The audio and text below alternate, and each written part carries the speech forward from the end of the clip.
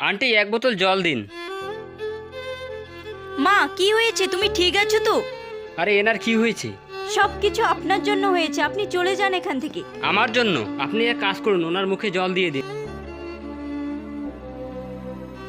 মা তুমি ঠিক আছো? ভাইয়া আপনি দয়া করে চলে যান, আপনি এখনো যাননি। ঠিক আছে বোন, আমি চলে যাচ্ছি, আর কখনো এখানে আসবো না। এটা তো বলো, উনি আমাকে দেখে এরকম কেন করছেন? তুমি যখন বোন বললে তখন আমি সব বলছি। মা আমি আসছি। ঠিক আছে বেটা। হ্যালো, আপনি রাহুলের মা বলছেন? হ্যাঁ।